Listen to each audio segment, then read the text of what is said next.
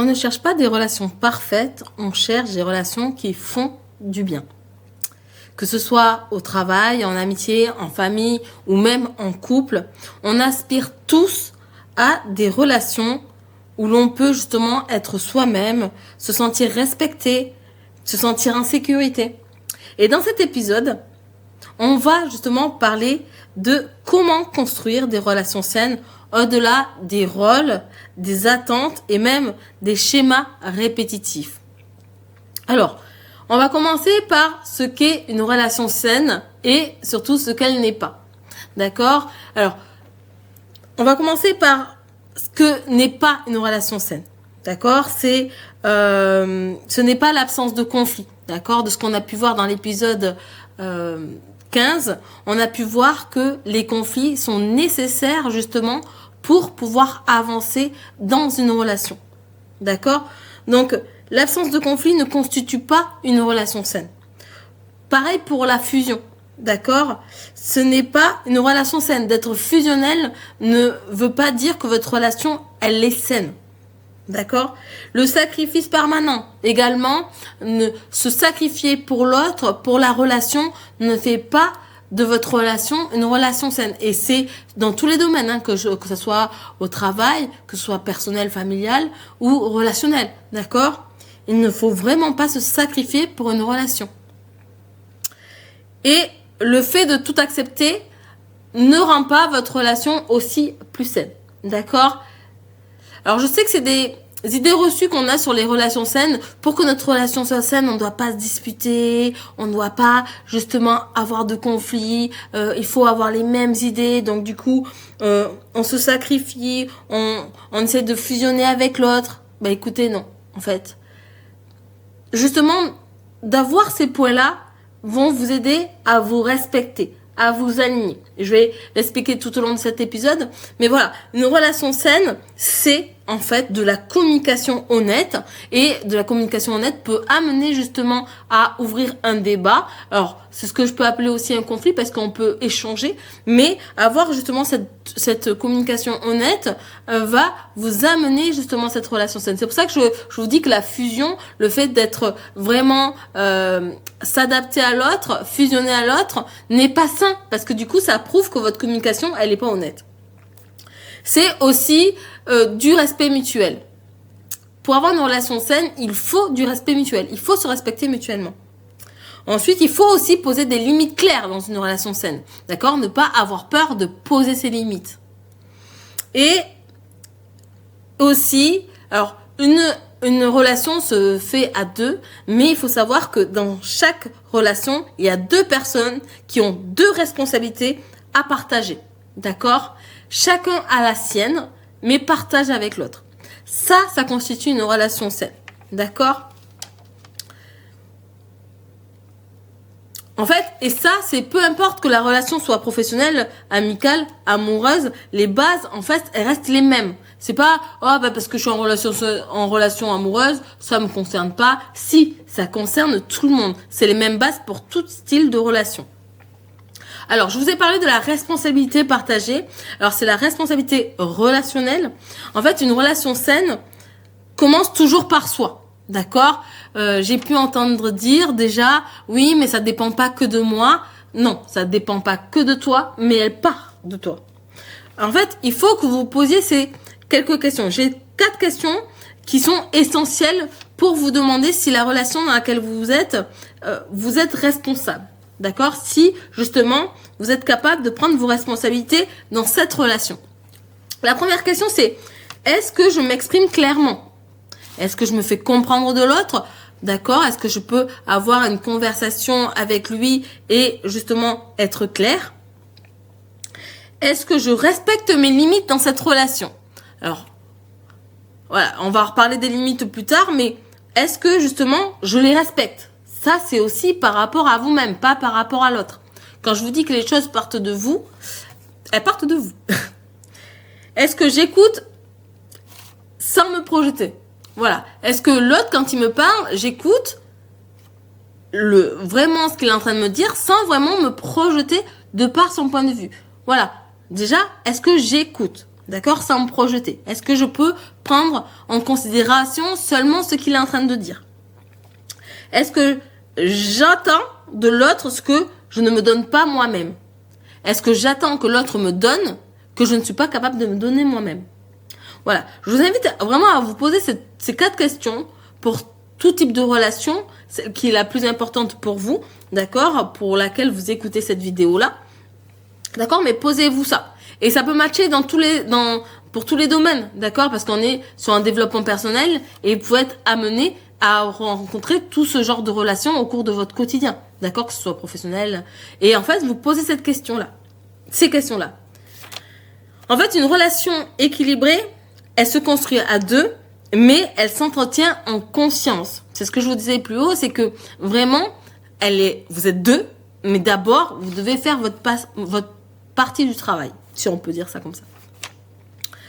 Alors, la 3e partie va parler d'adaptation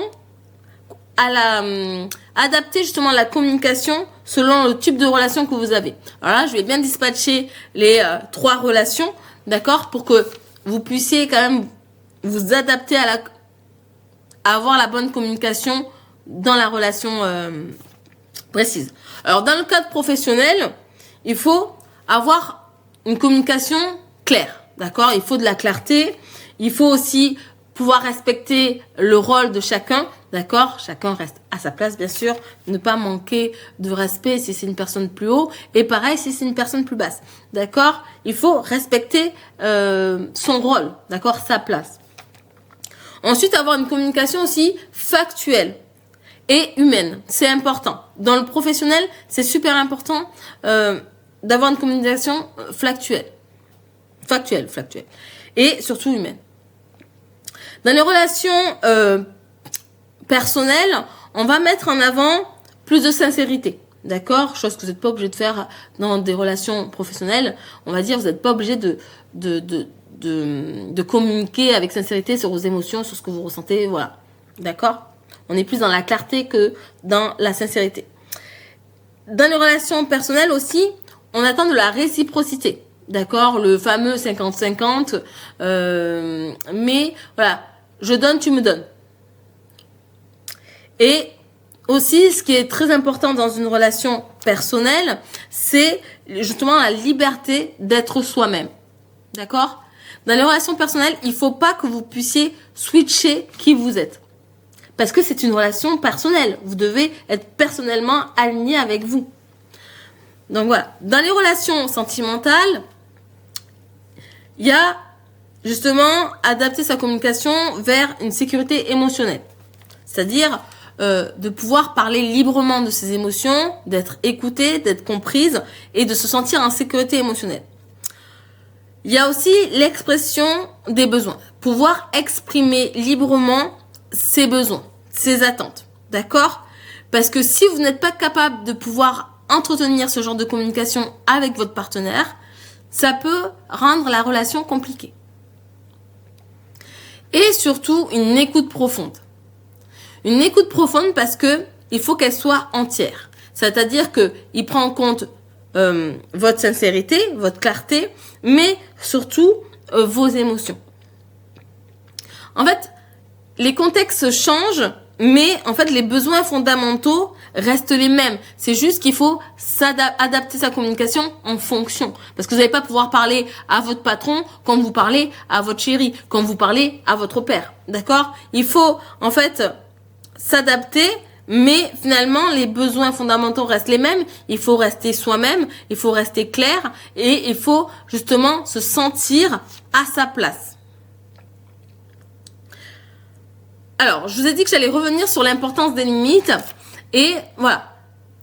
Les limites, en fait, ne créent pas de distance. Alors, je sais qu'il y a énormément d'idées reçues aussi sur les limites. On se dit, ouais, mais si je mets des limites, il va me quitter, ça va pas lui plaire, ça fait de moi une personne trop frigide. Non.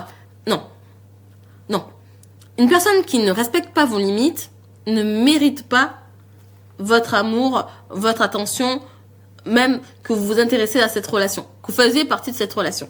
Parce que les limites, elle ne crée pas de distance, elle crée justement du respect. Et c'est-à-dire que quand vous posez vos limites et que la personne en face de vous, elle ne respecte pas vos limites, elle vous manque de respect. Ok? Dire non, ce n'est pas rejeter l'autre, d'accord? C'est se respecter soi-même. Vous voyez, quand vous dites, ben non, en fait, ça, c'est pas trop mon truc, voilà, ça me représente pas trop, voilà, je préfère pas, d'accord? Et dire non, alors, c'est pas rejeter l'autre, d'accord? Parce que parfois, on met des limites et on culpabilise parce qu'on a mis des limites. Mais en fait, à partir du moment où vous avez mis vos limites et que que votre relation, que ce soit pro, sentimentale ou amicale, ou familiale, elle est acceptée, et ben en fait, elle respecte vos limites. Et ça vaut de l'or. Ça veut dire beaucoup. Ça a de la valeur. D'accord? Parce que ça veut dire que vous vous respectez autant qu'il vous respecte. Une relation saine permet justement de dire oui sans se forcer quand vous en avez envie et de dire non sans se justifier excessivement. Non, voilà, vous allez vous justifier pour expliquer à l'autre pourquoi non, parce que vous n'allez pas juste dire non. Vous allez juste dire non parce que ça me représente pas, parce que ça ne m'attire pas, parce que ce n'est pas moi. Voilà. Mais en tout cas, voilà, vous n'allez pas vous justifier excessivement. Et être dans une relation saine, justement, ça vous permet de pouvoir poser vos intentions, poser vos limites, poser vos réponses, que ça soit oui ou non, et être accepté par l'autre, peu importe votre réponse. D'accord? Ne pas dire oui. Alors moi, il y en a beaucoup qui disent oui, mais qui se sentent un peu forcés à dire oui. Et du coup, elles se respectent pas parce que du coup, elles s'adaptent à l'autre. Parce qu'elles ont peur qu'il parte ou qu'il la mette sur le côté ou qu'il la gosse. Donc du coup, on se sent un peu obligé de dire oui. Mais dans ces cas-là, si vous forcez, c'est que vous vous respectez pas. Et c'est ça qui est dommage. Alors, je vais vous inviter à faire un petit exercice. C'est un exercice que j'aime beaucoup, que je propose pas mal dans mes coachings. C'est justement de vous amener à choisir, à réfléchir à une relation importante pour vous, importante pour toi. Et demande-toi, est-ce que je peux être moi-même dans cette relation? Peu importe quelle relation tu as choisi, que ce soit familiale, amoureuse ou professionnelle, choisis une relation et demande-toi, est-ce que je peux être moi-même dans cette relation? Est-ce que je me reconnais dans cette relation? Est-ce que je me sens respectée dans cette relation? Est-ce que cette relation, elle m'élève ou en fait, au contraire, elle m'épuise? Parce que ces réponses-là que tu vas donner, il n'y a pas de mauvaise réponse, d'accord? Mais ces réponses que tu vas donner vont être des indicateurs précieux pour toi-même. D'accord? Elles vont te permettre de te guider pour savoir si cette relation, elle te respecte, te permet de te respecter.